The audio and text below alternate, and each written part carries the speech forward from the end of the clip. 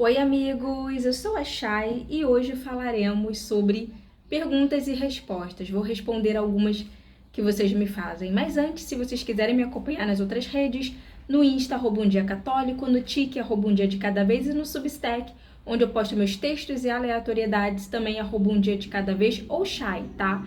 Lembrando que Chay é com CHAY. Bom, vamos às primeiras perguntas, tá? Primeira pergunta. Você teria algum método de leitura? Eu anotei algumas perguntas, outras eu estou olhando aqui do celular. Método de leitura da Bíblia. Olha, eu não sigo nenhum método assim exatamente, mas eu posso falar qual eu faço. Bom, eu vou lendo a Bíblia desde o começo. Eu não leio a partir do Segundo Testamento, como alguns falam. Eu leio do começo mesmo, de Gênesis, né? É importante você ter certeza que a sua Bíblia é católica. Então, sempre tenha certeza disso, porque às vezes você pode estar lendo uma Bíblia protestante sem querer, tá? Então, verifique se ela é católica. Eu leio a partir de Gênesis e eu gosto sempre de fazer uma pesquisa rápida sobre o livro que eu estou lendo, para ter uma noção. Leio também a nota de rodapé, para ver se tem alguma nota sobre o contexto histórico. Faço uma pesquisa rápida, sabe? E assim eu vou lendo. E eu vou, muitas vezes, procurando para ver se tem alguma referência daquele livro que eu estou lendo com algum outro livro e por aí vai. Abertura à vida. Como ter abertura à vida? E a amizade com pessoas não católicas. Eu acho que ter amizade com pessoas não católicas é uma coisa que vai ficando mais difícil à medida que você vai tomando maturidade da sua fé. Então, você geralmente quer se cercar mais por pessoas que entendem o que você vive, né? Então, acaba sendo um pouco mais difícil lidar com pessoas que não são católicas.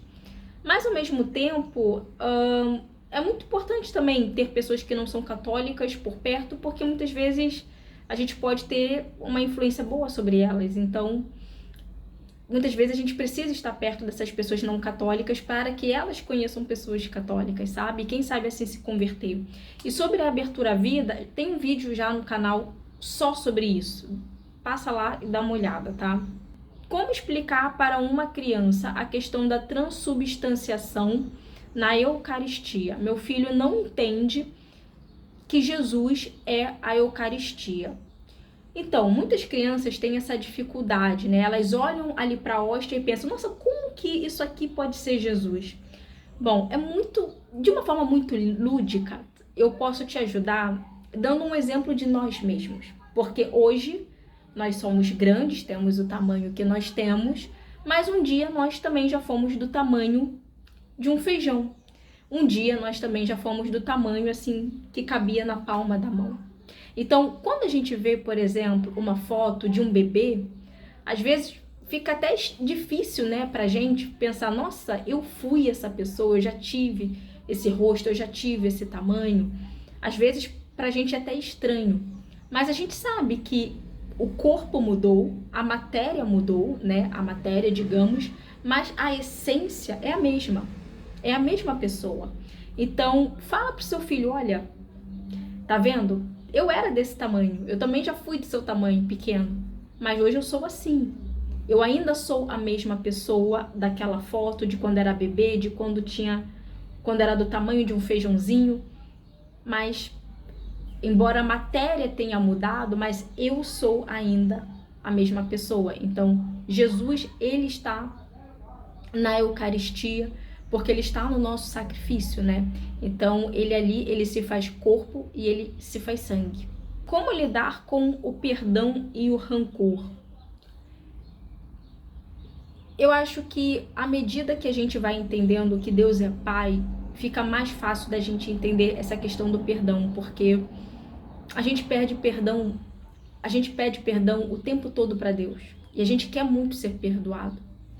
Mas às vezes a gente tem a dificuldade para perdoar, mesmo buscando o perdão de Deus. Então, às vezes a gente também precisa ter um pouco de compaixão e de piedade com o outro, porque é o que a gente também espera que Deus tenha conosco. Então, às vezes, a gente tem que ter um olhar de, poxa, Às vezes eu sou tão filha de Deus, porque eu tô sempre pedindo e pedindo e pedindo, porque eu também não posso dar um pouco, né?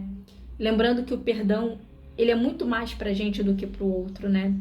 Então, o perdão, ele não só perdoa o outro, mas muitas vezes perdoa a gente daquilo que ainda tá dentro da gente, né? E isso faz com que o rancor vá embora, porque o perdão, ele traz muita paz de espírito. Porque um adulto que já tem noção da fé precisa fazer catequese para se batizar? E vejo que uma criança pequena ou um bebê não precisa se batizar. Quanto tempo leva uma catequese? Em média, a catequese leva 1 ano, tá? Antigamente, lá nos primeiros cristãos, a catequese era de 4 anos, mais ou menos, e hoje é de mais ou menos 1 ano, tá? E por que os adultos precisam fazer a catequese? Os adultos precisam fazer a catequese porque eles precisam ter consciência do sacramento que eles vão receber, tá? Existem alguns tipos de batismo, alguns tipos. Quando somos bebês e somos batizados, ali nós estamos recebendo o batismo pela primazia da herança.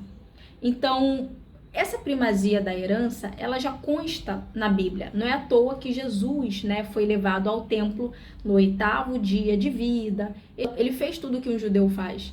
Então, Jesus, ele foi apresentado ao templo, ele foi circuncidado, ele, enfim, né? Então, essa questão do batismo já vem desde os judeus, né? Então, o batismo, ele é a herança de fé.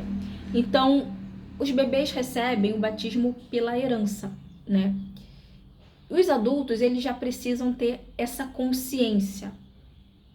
Então, eles precisam receber não só pelo batismo, mas o adulto, ele não faz só o batismo na catequese.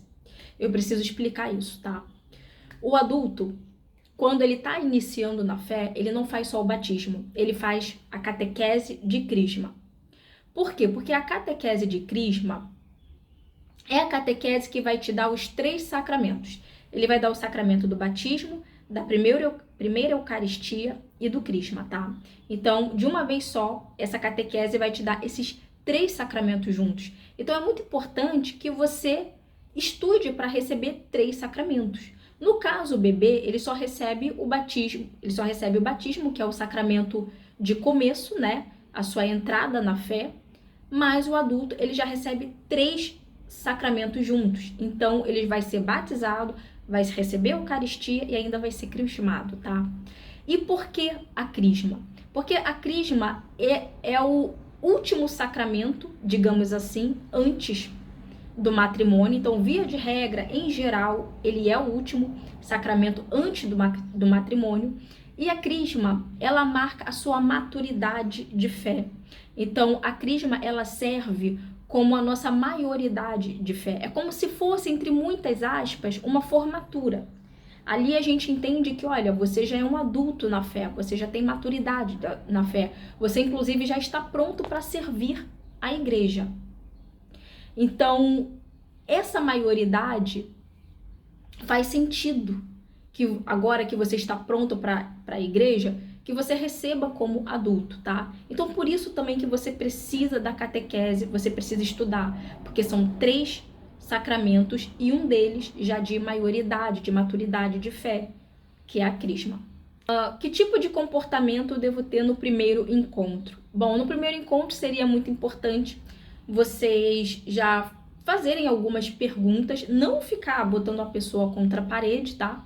Mas fazer algumas perguntas do tipo, você pensa em um dia se casar, você pensa em um dia ter filhos, enfim, ter algumas perguntas básicas, tá? Nada assim exagerado para não assustar a pessoa, mas nada de menos que também, né, que a gente também precisa saber das coisas. Usar roupas que sejam bonitas, e mais roupas que também sejam o mais próximo possível da modéstia, ou que já seja, né, uma roupa modesta. E claro, né, que seja em um lugar onde vocês possam conversar bastante, né? Como, por exemplo, uma cafeteria, uma confeitaria, uma praça, Enfim, um lugar que dê para conversar bastante, tá? Inclusive, não marque primeiro encontro em cinema, porque cinema é um lugar escuro, fechado, né? Você não vai conseguir conversar com a pessoa, então prefira assim um lanche, uma tarde, algo que seja do tipo, sabe? Ou até um café da manhã numa padaria, mas um lugar que dê para conversar bastante. Como se libertar do vício da pornografia? Eu tenho um vídeo sobre castidade, então corre lá para ver. Esse vídeo, eu acho que ele tá bem completo, digamos assim, eu acho que vai te ajudar bastante. Mas, de uma forma geral, eu vou te dar algumas dicas para você se livrar da pornografia. A primeira dica é: não participe de grupos que tenha pornografia. Então, um grupo que tenha vídeos, que tenha figurinhas, que fale o tempo todo de mulher, que fale o tempo todo de homem, saia desse grupo, tá? Outra coisa também, a indústria, quando você entender o que significa a indústria de conteúdo adulto, o quanto ela é tão destrutiva, porque ela não está só impactando essa questão do ato, ela impacta outros problemas na sociedade, tá? E quando você descobre o que acontece com muitas dessas atrizes, que muitas delas perdem a vida, que muitas delas acontecem coisas horrorosas, tem traumas gigantes, vai dar até um certo asco, um certo nojo de assistir a esse tipo de conteúdo. E uma outra dica também, além de você pesquisar sobre isso, né, sobre essa indústria e os malefícios, é muito importante saber que isso altera a química do seu cérebro. Então, quanto mais jovem você assiste isso, mais você deforma a química do seu cérebro.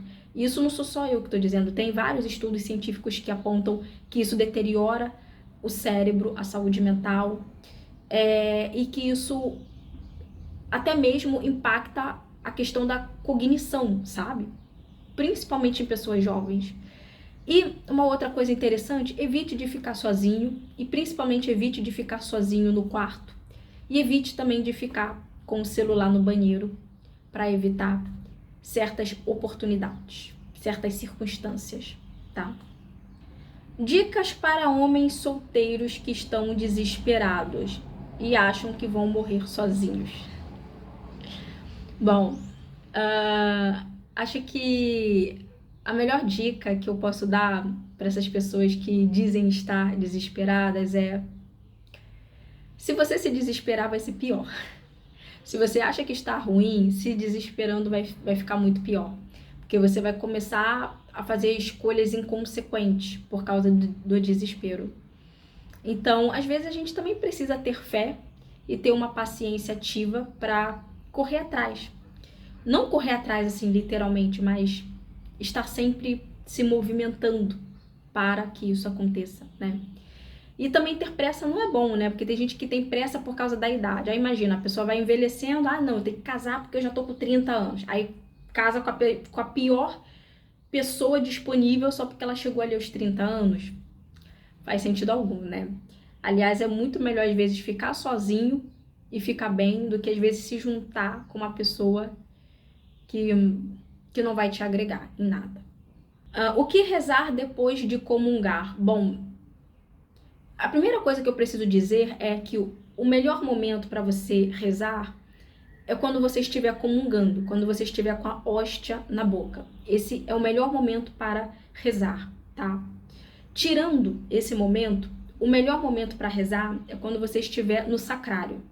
Então você vai ao sacrário, muitas vezes até o sacrário ele vai estar aberto ali com Jesus Eucarístico, mas no sacrário é o melhor lugar e é o melhor também, um dos melhores momentos para você rezar, tá?